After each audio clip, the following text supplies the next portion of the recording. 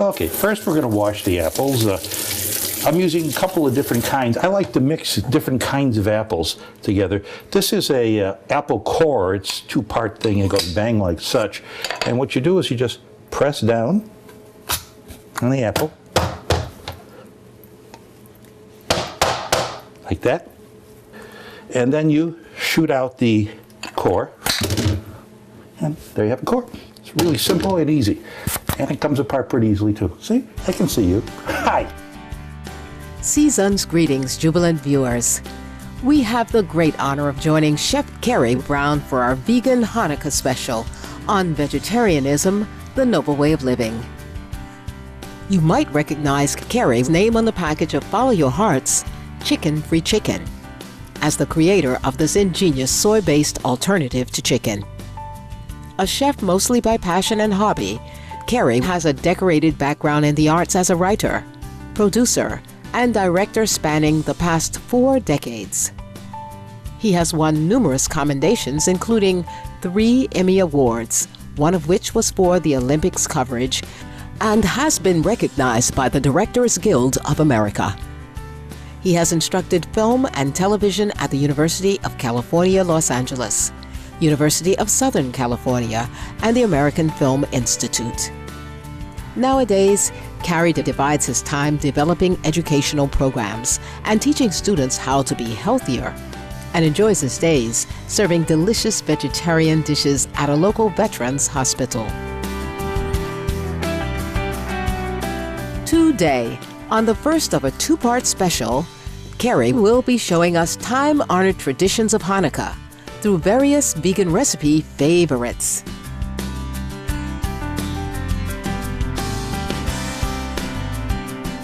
Hanukkah is a holiday for kids. It's a joyful occasion. It's a time of celebration. Now, you'll notice that all the recipes we're cooking today have oil in them. There's a reason for that. The holiday remembers and symbolizes the oil lamp which burned in the temple, the second temple, about 2,500 years ago. And there was a miracle that occurred, and that miracle was the oil lamp was supposed to last for 1 day, and it lasted for 8. And that's the miracle. Now let's start with a homemade applesauce that can be enjoyed on their own or served along with the latkes that Cary will be making. This is a pan, goes into the pan. Now, with all fruits and vegetables, most of the nutrition is on the outside of the fruit and vegetable. So I tend to like apples with skin inside. And since we're going to pulverize it with a food processor anyhow, why not? Now you can cook your apples in water if you want, or soy milk or something, but the way I like to do it best is in apple juice. Now I'm going to pour some apple juice in, enough to cover.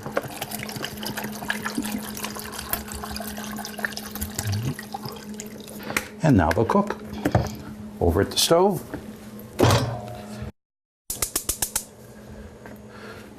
Ooh, there we go. And that just has to cook for about 20-30 minutes until the apples are soft, and then they're going to go into the food processor and we'll make applesauce.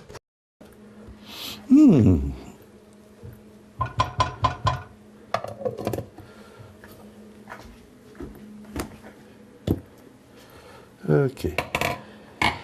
And pouring into the colander. We're going to reserve the apple juice here for some other cooking.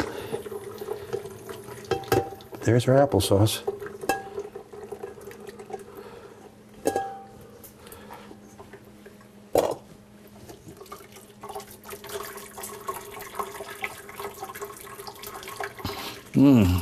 Gosh, it smells good. I wish you could smell it at home.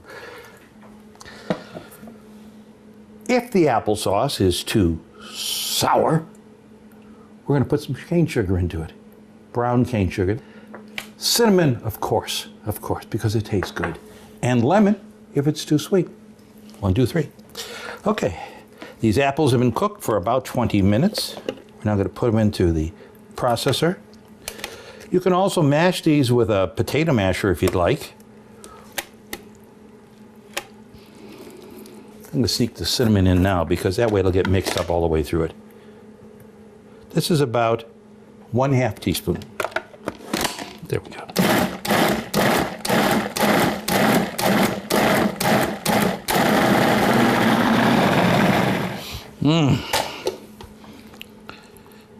It smells absolutely wonderful. I'm going to leave a little bit of solid apple, which really isn't very solid, but I think chunky tastes better than really smooth. But isn't that beautiful? Now you see how the skin totally disappears and gets mixed in with the rest of the meat of the apple. So we've lost none of the nutrition, and we keep all of the taste. Professional rule, never double dip. I just washed it.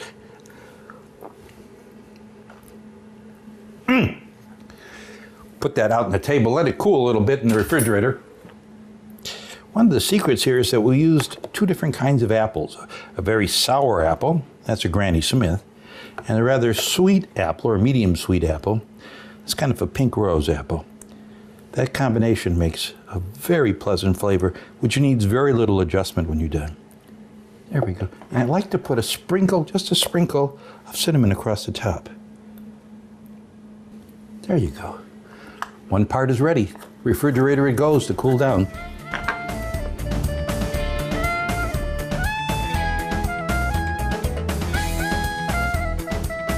Okay.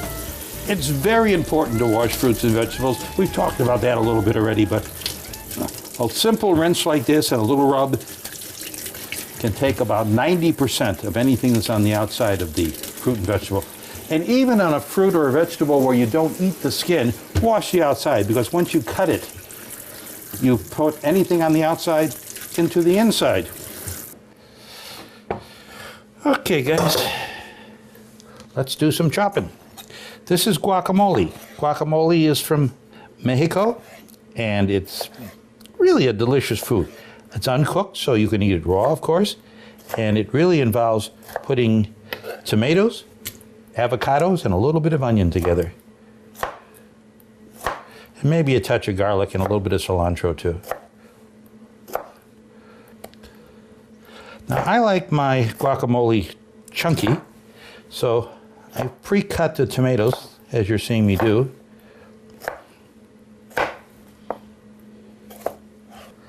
Easiest way is to slice it in half if you've never done it. Just roll your knife around. Inside an avocado is a huge seed. Easiest way to get that out is take it with a knife and turn it. You can actually plant those seeds, incidentally, and they will grow you an avocado tree. It takes a number of years, though, to get an avocado fruit off of it.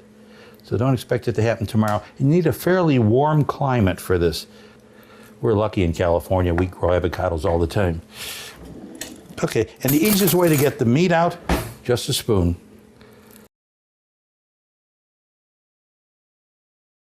Now, avocados will change color. They'll get dark brown if you don't treat them. We're going to treat them with a rust inhibitor, commonly called lemon juice or lime juice, whatever you prefer. Traditional juice is lime, and we're going to use that. Now, if you don't want to bother cutting those square things in there, just go like that and it comes right out.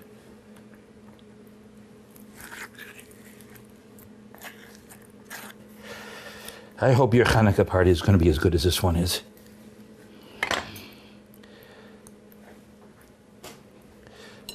Everything smells good. The applesauce smells good. The potato kugel smells good. 3 ingredients go into this. A little bit of garlic bulbs. And the easiest way for garlic is just to press in it, and it all falls apart for you. Nice and easily. If you prefer no garlic, for whatever reason, you can use no garlic. It tastes pretty good with or without. Easiest way with the garlic is just to chop it a little bit. That's what we're doing here.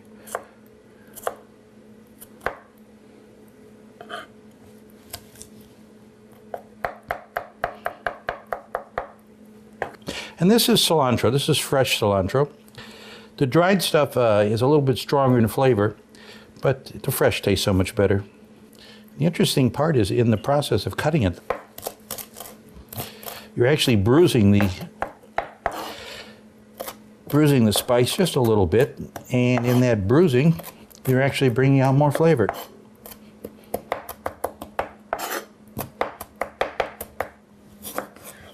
Lime. Oh, lime is the fruit of the gods. It's a wonderful flavor. Now we're putting lime in here to stop the avocado from going brown. That's a process called oxidation. This also gives a remarkable flavor. And because this is a dish which is popular in Mexico, in the South, I'm going to put a little bit of jalapeno peppers in. Now, these jalapeno peppers have actually been soaked in vinegar and a little bit of sugar to get some of the hotness off, but still keep a lot of flavor in. And we're just going to chop these.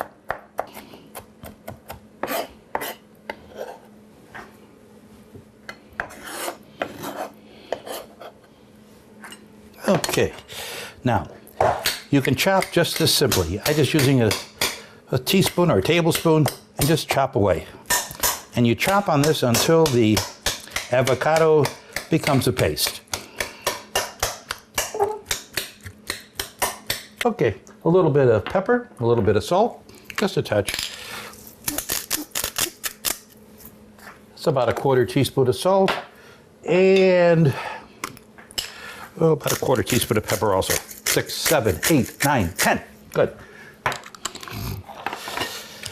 Okay, and you notice how the avocado is breaking down and becoming a paste.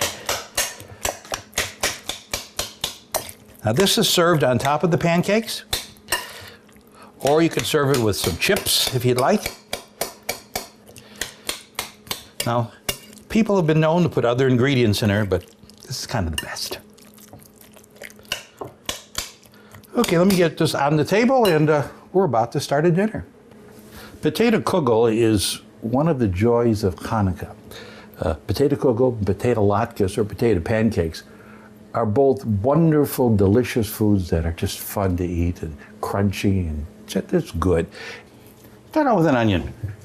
I always rinse my onions and then cut off the head and the root. Normally in a kitchen, we would actually make onion soup out of these parts of the onion that we're disposing of today. Now these are going to go into the food processor in just a few moments. So now potato. Potato is a marvelous, strong, healthy vegetable. Contains lots of good vitamins and minerals and protein. And the best part of a potato is on the shell, the outside casing of it. And this part of the potato is always included in my food. And to thoroughly wash it, I use a potato brush. Potato brush looks like this. Any soft bristle brush, lots of water. Now please, never use soap on any fruit or vegetable you're going to use. The reason for that is that soap gets into the pores of the fruits or vegetables and cannot be washed out. The scrubbing is very, very important. And actually, washing with water like this and scrubbing will remove over 90% of everything on the surface of the potato, before and after. See the difference? Amazing, huh? We're going to cut these so that they're reasonable size and it'll go into the food processor.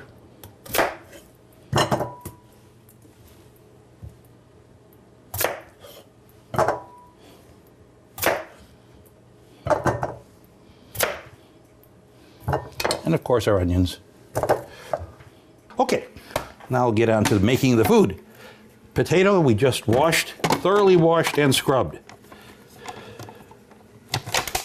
And I remember when my mom was making potato pancakes and potato latkes and kugel, she'd spend hours grinding with a grater, just and now all I have to do is go. There's potato, there's an onion, potato,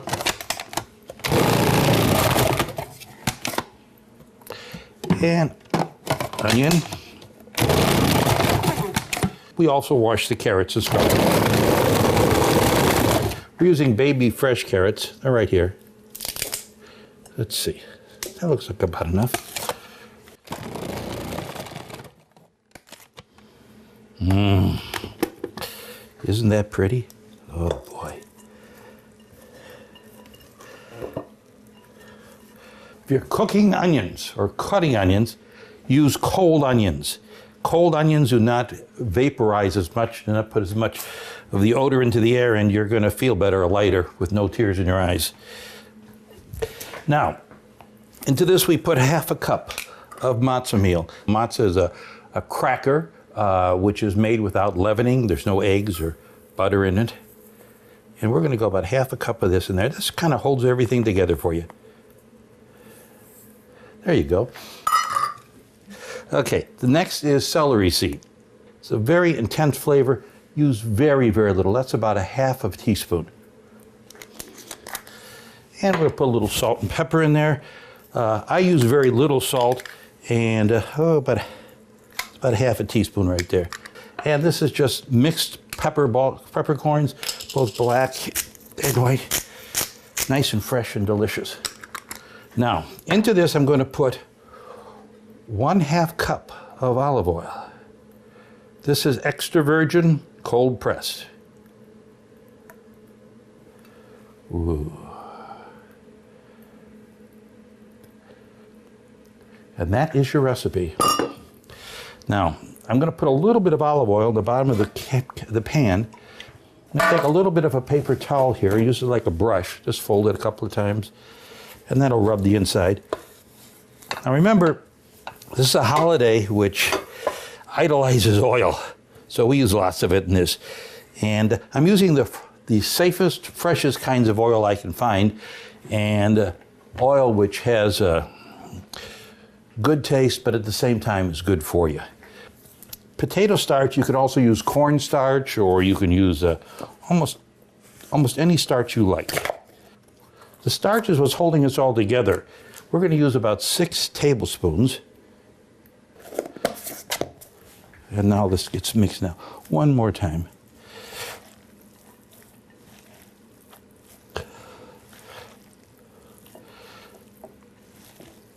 When you mix it with your fingers, you can actually feel the stickiness of the starch just binding everything together.